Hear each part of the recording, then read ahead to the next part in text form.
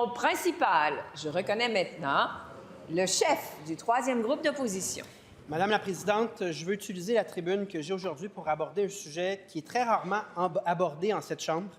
Je parle de la question des centres de détention. J'aimerais d'abord exprimer au gardien du centre correctionnel de Sorel-Tracy qui a été sauvagement attaqué, ainsi qu'à sa famille et ses collègues, que nos pensées les accompagnent. Lorsqu'on prend la peine d'écouter ce que les gens du milieu nous disent, ce qu'on voit dans notre système carcéral, c'est une perte de contrôle. De plus en plus de drones rentrent et sortent de nos prisons, une plus grande utilisation du cellulaire pour orchestrer des crimes à même la prison, des crimes qui ont lieu à l'intérieur du centre de détention et à l'extérieur. De graves enjeux de santé mentale et un manque criant d'effectifs, un manque de gardiens, alors que la violence est toujours de plus en plus grande, de plus en plus brutale et que la tâche, elle, se complexifie. Les centres correctionnels font un travail d'une très grande importance pour la société, celle de faire appliquer les peines que nos tribunaux imposent aux criminels. Sans les moyens nécessaires à leur bon fonctionnement, ce sont les travailleurs de ces milieux qui en paient un prix très lourd et ce sera la société qui paiera un prix très lourd. Est-ce que le premier ministre peut prendre la mesure de ce qui se passe dans nos centres de détention? Est-ce qu'il peut rapidement s'engager à redresser la situation? La réponse de la ministre des Transports et de la Mobilité durable.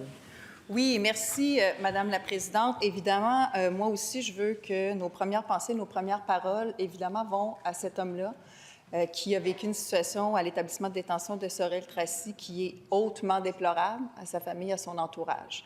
Donc, ceci étant dit, Madame la Présidente, malheureusement, c'est des situations qui surviennent à l'occasion dans le milieu de la sécurité publique, on le sait. Ce sont des métiers qui sont à risque, que ce soit dans le milieu correctionnel, dans le milieu policier ou dans le milieu de la sécurité civile ou de la sécurité incendie. Maintenant, Madame la Présidente, l'enjeu de la main-d'œuvre, on le sait, il est partout, l'enjeu de la main-d'œuvre. On vit avec, évidemment, une compétition pour les talents dans le milieu correctionnel comme dans d'autres milieux, une compétition entre le secteur privé, le secteur parapublic et le secteur public.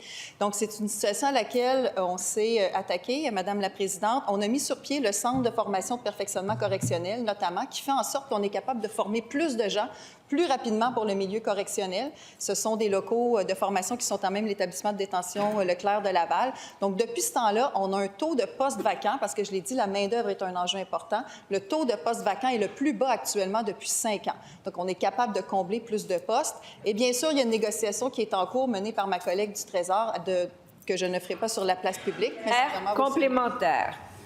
Le Parti québécois a proposé la tenue d'un mandat d'initiative sur la question de l'évolution inquiétante des gangs criminalisés au Québec, justement pour éviter que ces personnes se ramassent en centre de détention plus tard. Le journaliste de la presse, Daniel Renaud, croit nécessaire qu'on fasse cet exercice. Les corps de police y sont aussi favorables. Ça permettrait d'examiner la situation des centres de détention. Le premier ministre peut-il s'engager à mettre de l'avant notre proposition?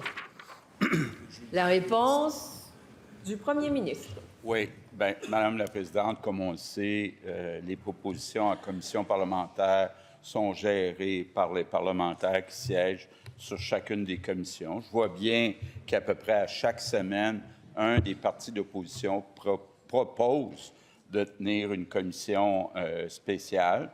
Madame la Présidente, c'est un problème, effectivement, qui est inquiétant, toute la question des gangs de rue. On a mis des ressources additionnelles au cours des dernières années pour essayer de contrer ce phénomène.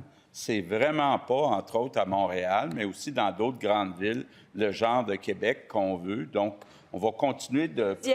Complémentaire. Bien, les partis d'opposition parlent de la perte de contrôle sur la criminalité et la perte de contrôle dans les centres de détention, dans l'espoir qu'on voit du leadership politique. Donc, ma question au premier ministre, est-ce que le gouvernement peut exercer un leadership, comme il y a 30 ans, dans l'escouade Carcajou? Il en va de la confiance envers notre système de justice et la protection de nos travailleurs comme de nos concitoyens. La réponse du premier ministre.